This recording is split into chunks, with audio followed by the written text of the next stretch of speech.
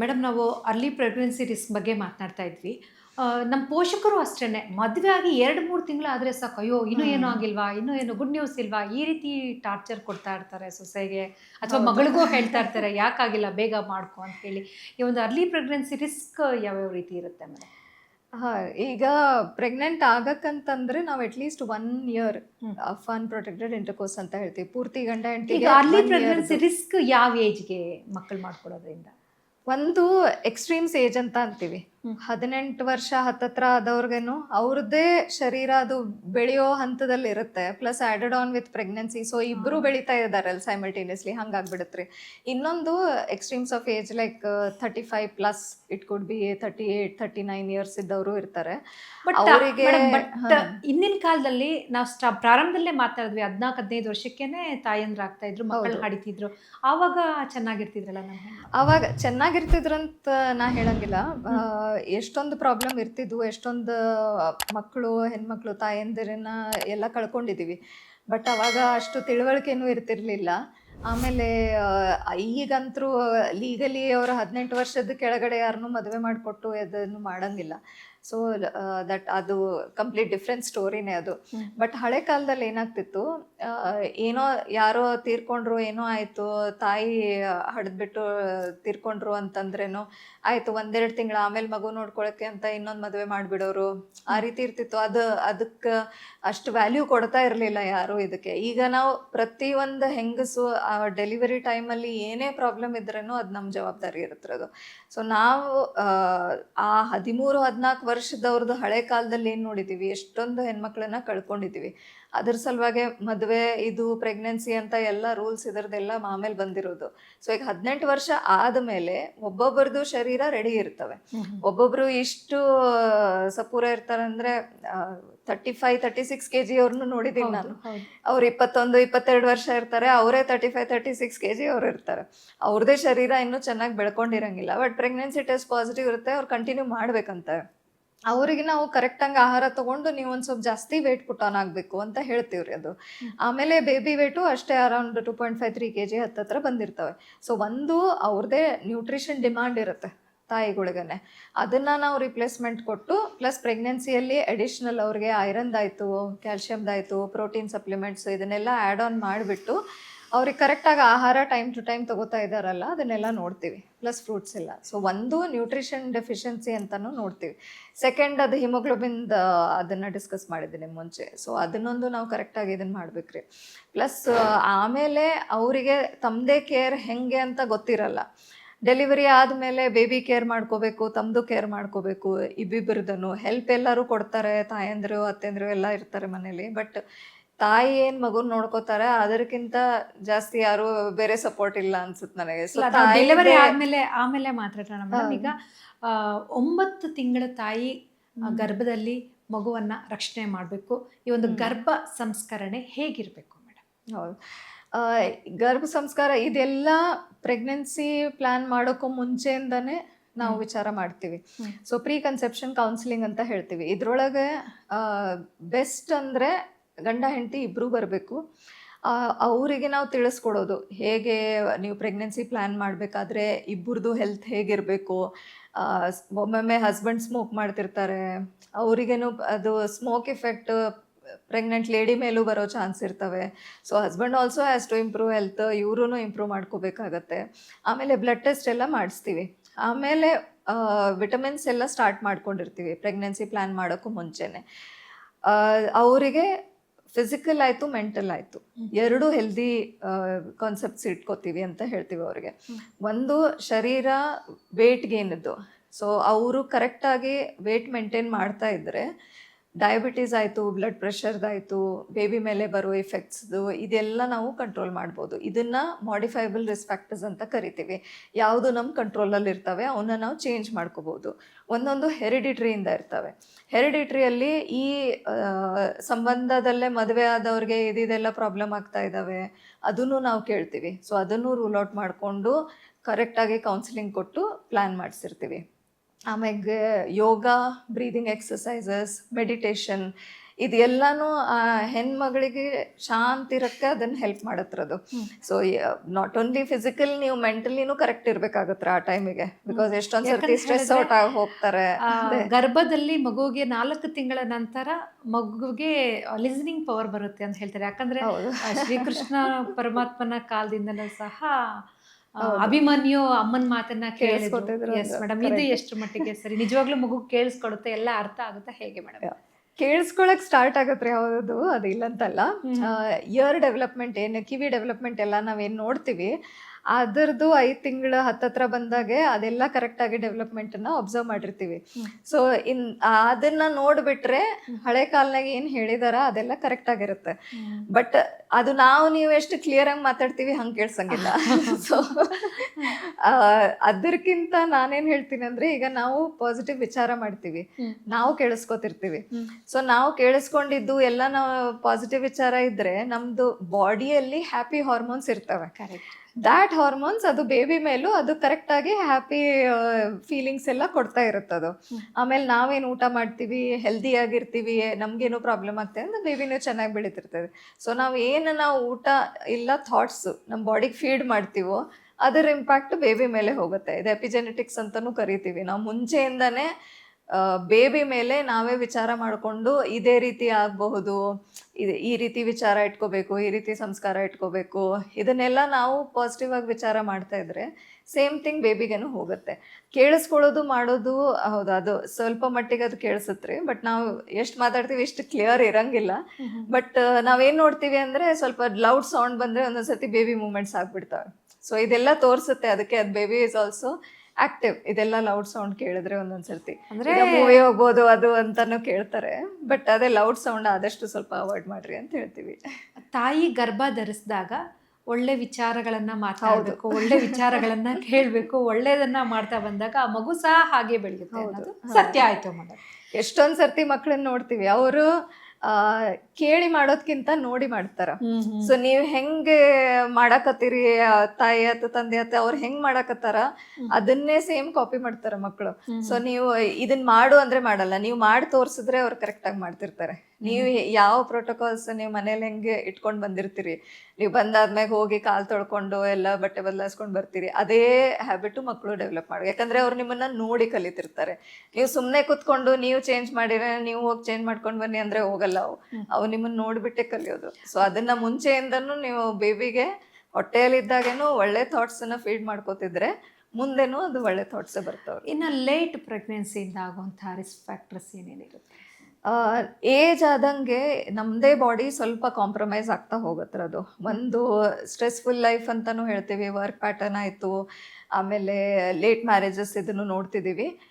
ನಮ್ಮದೇ ಬಾಡಿಗೆ ಶುಗರ್ ಬರೋದು, BP ಬರೋದು, ಇದು ಚಾನ್ಸಸ್ ಜಾಸ್ತಿ ಆಗ್ತವೆ.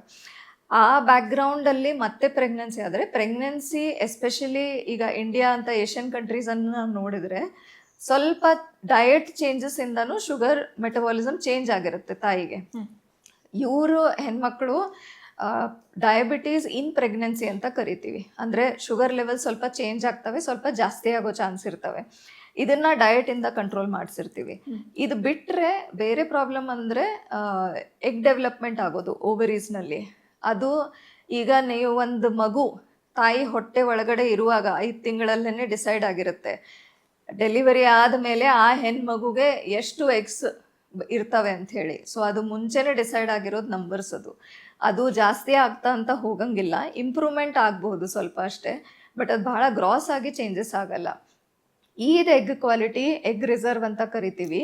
ಏಜ್ ಆದಂಗೆ ಪ್ರತಿ ಮೆನ್ಸಸ್ ಸೈಕಲಲ್ಲಿನೂ 1 ಸಮ್ಟೈಮ್ಸ್ 2 ಎಗ್ಸ್ ರಿಲೀಸ್ ಆಗಿಬಿಟ್ಟಿರ್ತವೆ. ಸೊ ಪ್ರತಿ ಮೆನ್ಸಸ್ ಸೈಕಲಲ್ಲಿ ಅದು ರಿಲೀಸ್ ಆದಂಗೆ ಆ ಸ್ಟೋರ್ಸ್ ಕಡಿಮೆ ಆಗ್ತಾ ಹೋಗ್ತವೆ. ಏಜ್ ತುಂಬ ಆಗೋಗಿದ್ರೆ ಆ ಸ್ಟೋರ್ಸು ಕಡಿಮೆ ಇದ್ದರೆ ಒಳ್ಳೆ ಕ್ವಾಲಿಟಿ ಎಗ್ ಬರೋದು, ಆಮೇಲೆ ಬೇಬಿನಲ್ಲಿ ಜೆನೆಟಿಕ್ ಪ್ರಾಬ್ಲಮ್ ಬರೋದು, ಸಮ್ಟೈಮ್ಸ್ ಮಿಸ್ಕ್ಯಾರೇಜಸ್ ರೇಟ್ ಜಾಸ್ತಿ ಆಗೋದು, ಇದನ್ನೆಲ್ಲನೂ ನೋಡಿರ್ತೀವಿ. ಪ್ರೆಗ್ನೆನ್ಸಿ ಬೇರೆ ಆಗುತ್ತೆ ಈ ಸಂದರ್ಭದಲ್ಲಿ ಅಂತಾರಲ್ಲ ಮೇಡಮ್? ಇಲ್ಲ, ಅಂದರೆ I wouldn't correlate with age only. ಭಾಳ ಫ್ಯಾಕ್ಟರ್ಸನ್ನು ಮ್ಯಾಟರ್ ಆಗ್ತವೆ. ಈಗ ಒಂದೊಂದು ಹೆಣ್ಮಕ್ಳಿಗೆ ಸ್ಮೋಕಿಂಗ್ ಹ್ಯಾಬಿಟು ಇರುತ್ತೆ, ಅದು ಟ್ಯೂಬನ್ನ ಡ್ಯಾಮೇಜ್ ಮಾಡೋ ಚಾನ್ಸ್ ಇರ್ತವೆ. ರಿಪೀಟೆಡ್ ಇನ್ಫೆಕ್ಷನ್ಸ್ ಆಗ್ತವೆ ವಜಾನ ಹತ್ರ, ಅದು ಟ್ಯೂಬ್ ಇನ್ಫೆಕ್ಷನ್ಸ್ ಮಾಡ್ತವೆ. ಸಮ್ಟೈಮ್ಸ್ ಎಲ್ಲ ನಾರ್ಮಲ್ ಇರುತ್ತೆ ಬಟ್ ಸ್ಟಿಲ್ ಟ್ಯೂಬಲ್ಲೂ ಹೋಗೋ ಚಾನ್ಸ್ ಇರ್ತವೆ. ಈಗ IVF ಮಾಡಿಸ್ಕೊಂಡಾಗನು ಆರ್ಟಿಫಿಷಿಯಲಿ ಅದು ಗರ್ಭದ ಒಳಗಡೆ ಎಂಬ್ರಿಯೋಸನ್ನ ಇಡೋದು, ಸಮ್ಟೈಮ್ಸ್ ಅದು ಟ್ಯೂಬ್ ಕಡೆ ಹೋಗಿನೂ ಕೂತ್ಕೋಬಹುದು. ಮುಂಚೆ ಎಕ್ಟೋಪಿಕ್ ಆದವ್ರಿಗೂ ನೆಕ್ಸ್ಟ್ ಟೈಮ್ ಎಕ್ಟೋಪಿಕ್ ರಿಸ್ಕ್ ಇರ್ತವೆ. ಸೊ ಇದೆಲ್ಲ ಫ್ಯಾಕ್ಟರ್ಸ್. ಆಮೇಲೆ ಪ್ರೀವಿಯಸ್ ಸರ್ಜರಿ ಮಾಡಿರ್ತಾರೆ.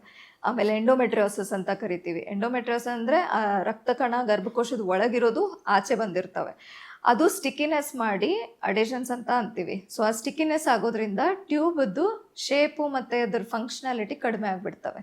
ಸೊ ಸರ್ಜರಿ ಆದವ್ರಿಗೆ ಇಲ್ಲ ಎಂಡೋಮೆಟ್ರಿಯೋಸಿಸ್ ಇದ್ದವ್ರಿಗೇನು ಅದು ಟ್ಯೂಬ್ ಪ್ರಾಬ್ಲಮ್ಸ್ ಮಾಡಬಹುದು. ಸೊ ಅದನ್ನು ನಾವು ನೋಡಿಕೊಂಡು ಎಕ್ಸ್ಪ್ಲೇನ್ ಮಾಡಿರ್ತೀವಿ ರೀ. But not every person has a background ಇದ್ರದ್ದು ಇರುವ, ಬಟ್ ಇವು ರಿಸ್ಕ್ ಫ್ಯಾಕ್ಟರ್ಸ್ ಅಂತ ಕರಿತೀವಿ. ಈಗ ಲೇಟಾಗಿ ಪ್ರೆಗ್ನೆಂಟ್ ಆಗುವಂಥ ಹೆಣ್ಮಕ್ಳು ಲೇಟಾಗಿ ಮದುವೆನೂ ಆಗಿರ್ತಾರೆ, ಪ್ಲಾನಿಂಗ್ ಮಾಡ್ಕೊಂಡಿರ್ತಾರೆ.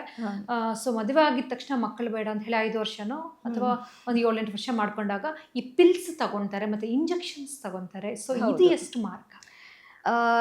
ಏನೇ ಇದ್ರೂ I think natural methods will be better.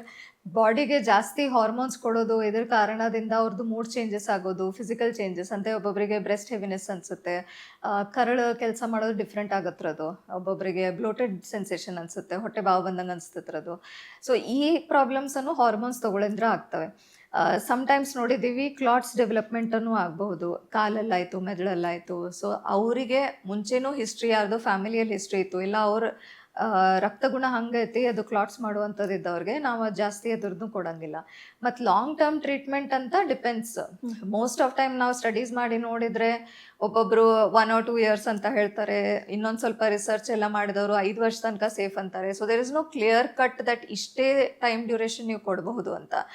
ನಾನೇನು ಹೇಳೋದಂದರೆ ನಿಮ್ಮ ಸೈಕಲ್ಸ್ ಎಲ್ಲ ಕರೆಕ್ಟಾಗಿತ್ತು ಅಂದರೆ, ಪೀರಿಯಡ್ಸ್ ಆಗೋದು ಈಗ 28-30 ಡೇಸ್ ಇತ್ತು ಅಂದರೆ ನಿಮ್ದು 14-15 ದಿವಸಕ್ಕೆ ಅದು ಎಗ್ ರಿಲೀಸ್ ಆಗ್ತಿರುತ್ತೆ.